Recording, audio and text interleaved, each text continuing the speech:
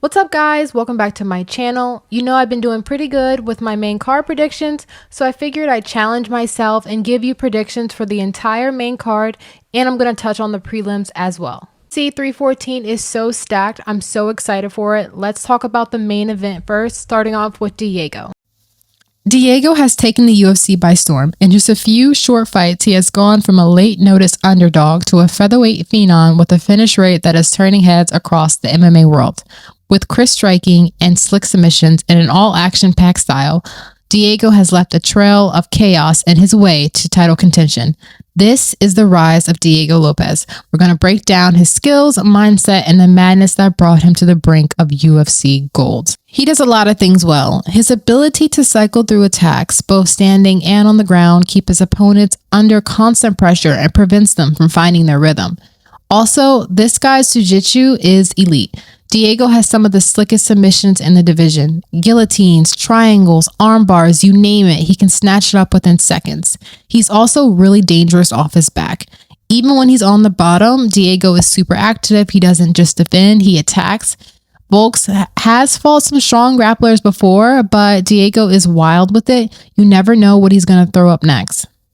And don't sleep on his striking. Diego has power. He's aggressive, unpredictable, and he's also a really big featherweight. Long arms, tall frame, and he knows how to use it. The reach could keep Volkanovski at bay and open up some submission chances or even big counters. Some of his disadvantages are Diego fights at a fast, aggressive pace, especially in the earlier rounds. While he hasn't gassed terribly, there's been some concern of how he can keep that pace in a 5-round fight, especially if he can't get the finish. I'm also going to say his mentality. He chases finishes, which is exciting, but it also means it can give up a position or make an aggressive decision that could cost him the fight, especially against somebody as experienced as Volkanovski. When you step into the cage, experience and strategy matters, and that's where Alexander Volkanovski shines. I think his fight IQ and elite experience against world-class competition means he's mastered the art of adjustments. He can read aggressive opponents like Diego and set up traps and control the pace to neutralize his explosive attacks. With that being said, I am going to go with Volkanovski to win this fight. I know a lot of people are writing him off because he's coming off 2 KO losses, but I like this fight for him. I know Diego's very powerful, but I can't in my good conscience bet for him to win when I think he gets tired after 3 rounds. This is a 5-round affair. If Volkanovski can escape those big shots, Diego's in trouble. Unless Diego fights differently and slows down his pace, which I don't think he will. Why would he do that? What he's been doing has worked thus far, right? So we can only assume he's going to fight the same way. Moving on to the co-main event, we have Michael Chandler taking on Paddy Pimblett, and right off the bat, I'm going to go with Paddy by submission, but I do want to talk about Michael Chandler and what he does well. Michael Chandler doesn't just hit hard, he hits like a truck. This guy is built like a mini tank and throws every punch with bad intentions. He also has relentless pressure and cardio. Michael doesn't just give you a break, he moves forward, constantly throwing bombs and drags people into deep water. His experience is also top level. This man has fought the best of the best. Charles Oliveira, Justin Gaethje, Dustin Poirier. Meanwhile, Paddy is still climbing the rankings with unimpressive victories.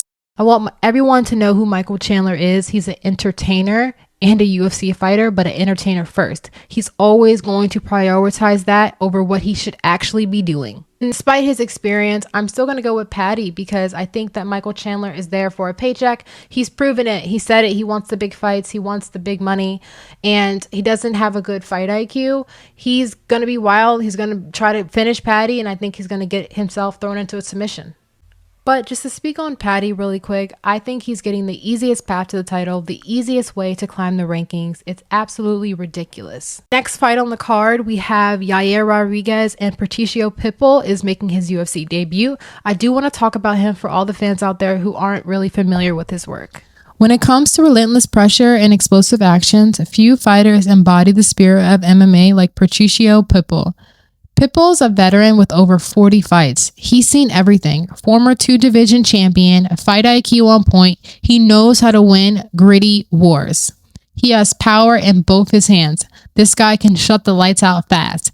He's got KO wins at 145, 155, and 135. Crazy power for a featherweight. Who do I think wins? It's kind of hard to say, but I do think that Pitbull is used to fighting in 5 rounds. He starts very slow. He does not have all that time, and I hope he does not start slow. If he can close the distance and he can get the fight to the ground, I think this is his world. Moving on to the people's main event, Bryce Mitchell versus Gene Silva. I am so excited for this fight. Right off the bat, you already know I'm going to go with the fighting nerd to win this fight. I just don't see a path to victory for Bryce. We already know what he's trying to do. We already know what his strengths are, and we know what happens when he has to stay on the feet with a power puncher. Silva has proven that he does have takedown defense, and if this fight stays on the feet, I think he's just going to brutalize Bryce Mitchell. Moving on to the first fight on the main card, Dominic Reyes is coming back and he's facing Nikita Krylov. Sorry if I said that wrong. I'm here for a Dominic Reyes title run before he retires. He's getting his momentum back. He looks good. I'm picking him to win this fight all the way.